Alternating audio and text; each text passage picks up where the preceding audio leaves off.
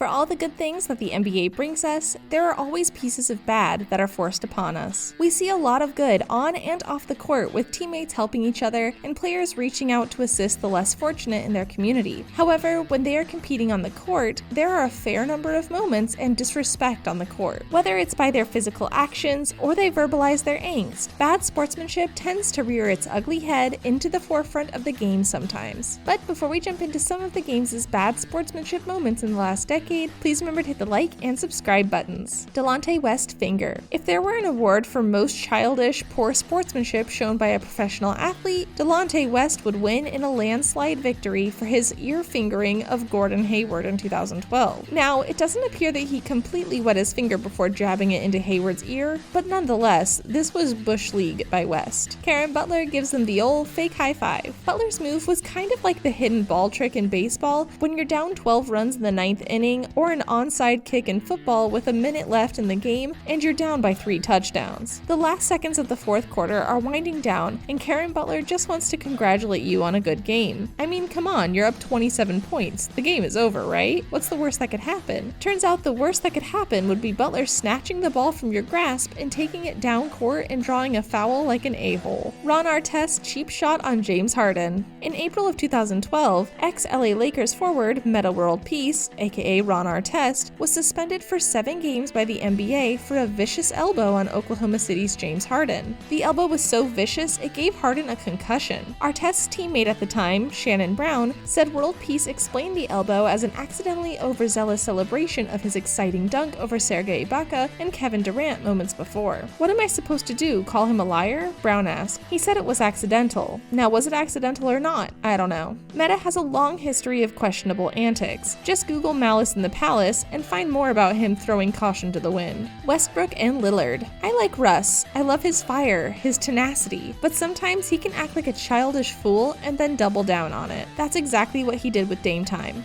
After Portland built a 9-point lead in their game, frustration began to set in for Westbrook and the game turned a bit chippy.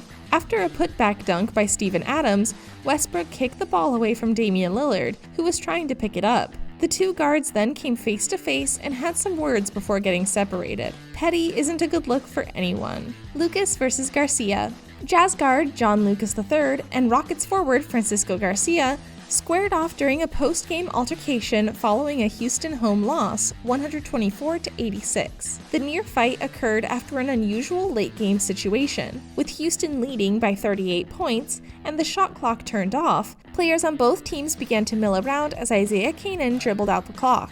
Sensing an opportunity for a steal, Lucas sauntered over behind Canaan and poked the ball free from behind before taking off up the court. The Rockets gave chase, forcing Lucas to pass the ball, and the clock ran out before the Jazz could get off a final shot. Shortly after Lucas passed the ball, Garcia shoved him with a forearm in front of the Jazz's bench. Lucas responded by using both of his hands to shove Garcia in the chest, and he then squared up with both fists as he shouted at Garcia, who briefly raised his own fists as well. Lucas threw one punch at the air before the two players could be separated. Hey, this game isn't over until the clock hits 0, right? Deng, CP3, Gerald Green. Cheap shots are commonplace when it comes to bad sportsmanship. Rockets guard forward Gerald Green was fined $25,000 for shoving Timberwolves center Goyere Deng into the crowd in retaliation for Deng shoving Rockets teammate Chris Paul. However, Deng had said that he had reacted to a cheap shot from Paul and that CP3 had fouled Deng while attempting a steal. Elfrid Payton and Jay Crowder.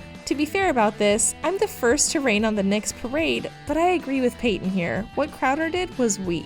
Let's break down what happened. It all started when Jay Crowder snuck in to steal an inbounds pass with just under a minute to play. The Grizzlies were already up by 18 at that point, so it didn't really seem necessary, and Elfrid Payton was understandably quite upset. So much so that Crowder raced out to the 3-point line to launch a shot, also unnecessary. Payton ran up and shoved him to the ground. Crowder was furious and sprang up with plenty to say, but thankfully a ref was right there to jump in between the two players. Buddy Hield and DeMarcus Cousins. Buddy Hield was ejected after a flagrant foul penalty in his rookie season with the Pelicans. Coming off a screen, Hield hit DeMarcus Cousins in the groin and was ejected for the first time in his NBA career. Ober and Olynyk. First thing I have to say is that Ober has a mean clothesline, very Ultimate Warrior-esque. This was during a May 2017 playoff game. That Wizards-Celtics series was an unusually physical one for the modern NBA. Tempers were bound to boil over at some point, and that point turned out to be Game 3 in that series.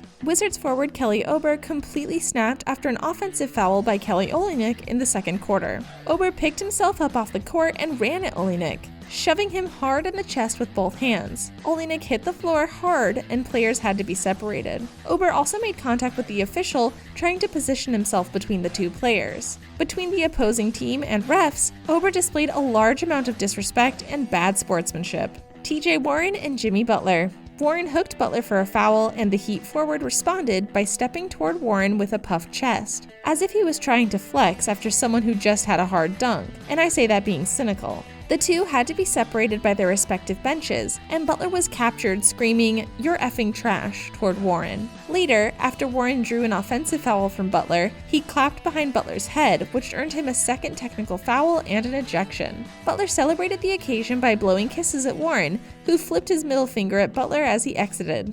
After the game, Butler said of Warren, he's soft, he's not even in my effing league. If I was their coach, I would never put him on me again. Like, no. Put somebody else on me, because I'm going to tear that ass up every time. He's trash. Check out some of these videos.